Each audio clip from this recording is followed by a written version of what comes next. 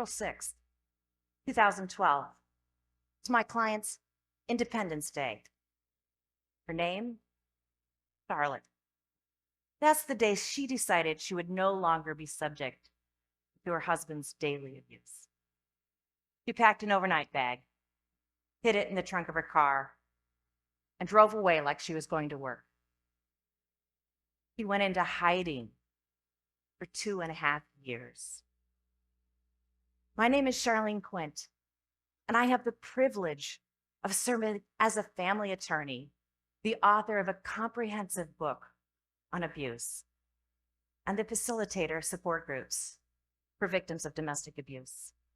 My life's work is to help women escape domestic abuse and become the strong, whole, victorious women they were meant to be. Thank you. Thank you. Domestic abuse is the most misunderstood, silenced epidemic of our time. Over 35% of women, and to a lesser extent men, will experience rape, stalking, or severe physical abuse. Up to 48% of women, and to a lesser extent men, will experience coercive control or emotional or verbal abuse. Around 70% of people who abuse a partner who abuse children. And my apologies to all the good men, but over 90% of abusers are men. Those numbers are overwhelming. And the LGBTQ plus community has similar issues. So if you are one of those nearly half of people who will find yourself in an abusive relationship, what do you do about it?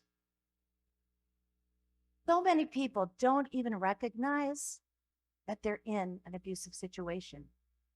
So that's the first step, to actually recognize that you're in abuse. And after that, you must remove yourself because you're not going to change the other person. But how do you do that? That's hard. On average, a woman will leave her abuser 7 times before she leaves for good. And after you leave, how do you recover? How do you become whole? So that's what I'm here to talk about. This is what I've found. People who recognize, reject, and replace lies with truth will recognize, remove, and recover from abuse. I call this the 3 R's of truth and the 3 R's of abuse. The truth really will set you free. So let's take a look at Charlotte's journey from victim to victorious, because hers is the journey of every person who's ever decided to break the chains of abuse and live in freedom. First, let's talk about recognizing abuse. What were the lies that Charlotte and so many people believed that kept them from recognizing abuse? And what's the truth? Let's talk about emotional, verbal abuse. Charlotte's husband did things that were intentionally cruel and then claimed he never did them. That's called gaslighting. She didn't know the term.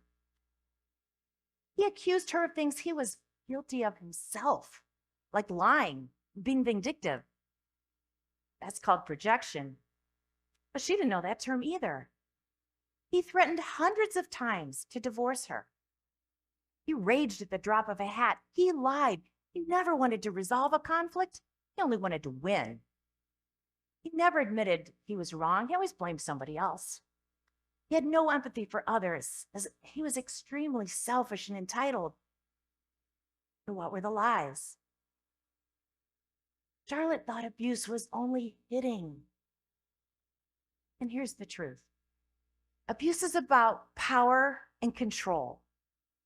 And all of these are examples of emotional and verbal abuse. And that happens in every relationship. And then there's financial abuse. Charlotte's husband demanded that she sign a 28-page prenuptial agreement day before the wedding, on her birthday, after he convinced her to quit her job. And she had a 5-year-old to support and a mortgage payment to make. After that, she had no access to funds. They never had a joint account. She had to bring him receipts to get reimbursed for living expenses. She didn't even know the term financial abuse. Here's the truth. Financial abuse occurs in 99% of abusive relationships.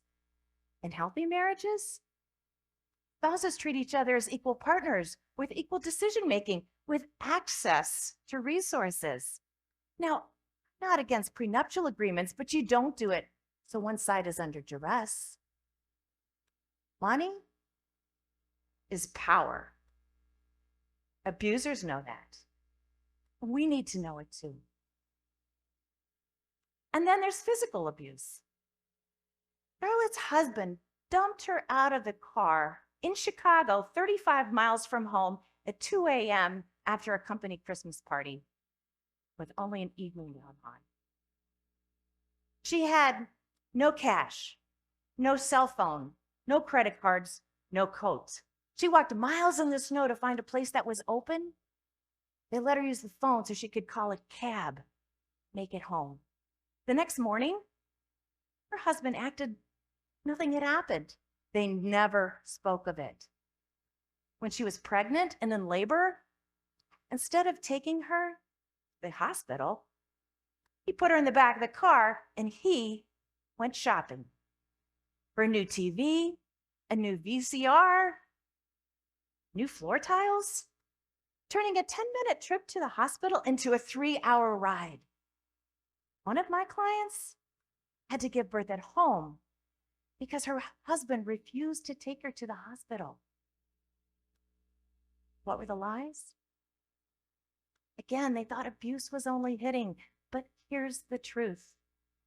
Clever abusers don't always leave bruises, but they do take advantage of you when you're most vulnerable and put you in danger. And physical abuse happens in 98% of abusive relationships.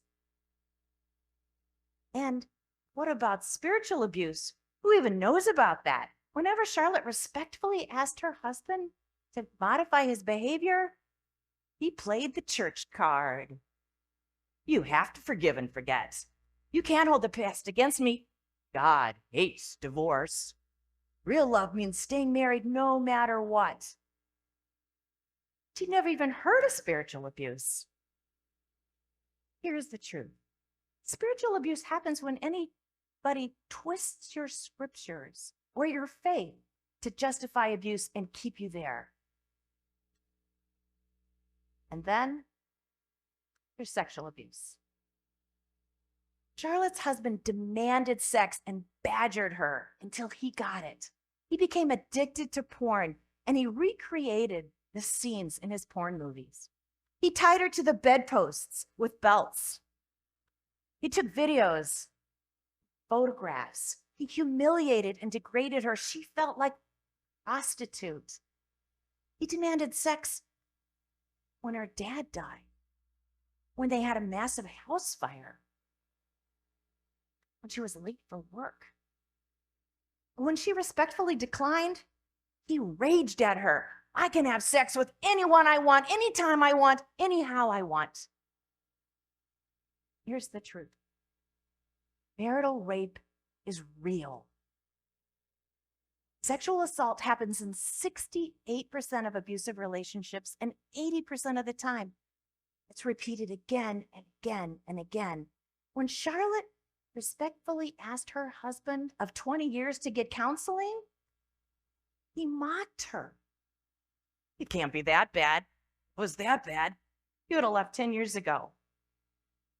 And instead of getting counseling, he raped her every day for the next 2.5 months to show he was in charge.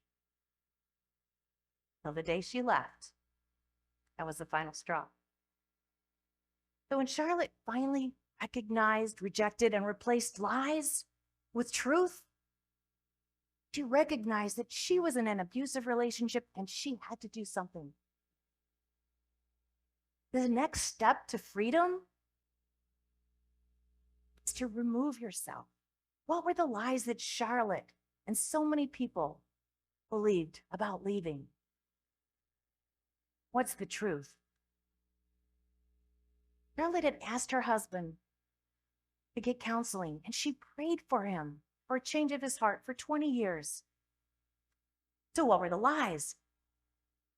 Well, one lie was that God would magically zap her husband. And here's the truth. Abusers don't get zapped into being good, but victims get equipped with strength to escape abuse. I tell all my clients, escaping abuse, it's like the Exodus story. Pharaoh's heart was never changed, but Moses and the people of Israel were equipped with strength to lead Egypt into their promised land. And that's the story of every person escaping abuse into freedom. Another lie she believed was that her husband would change with counseling. But here's the truth. Abusers rarely change with counseling because they don't want to. And abuse escalates over time. So if you stay, it only gets worse. Other lies she told herself. I can't leave. No one will love me. That's the lie all abusers say to keep you from leaving. But here's the truth. You're amazing. And there's someone good out there who's going to love you for you, not for how you can serve them. I can't leave. I'm going to be a bag lady. Here's the truth. You're smart. You're resourceful. You'll go back to school. You'll get a job. You'll start a company. You'll reinvent yourself. And you will blossom and thrive. I can't leave. God will be mad at me by divorce. And here's the truth. We are meant to be in loving, healthy relationships. If your spouse has violated their marriage vows and is intent on destroying you, you have no obligation to stay.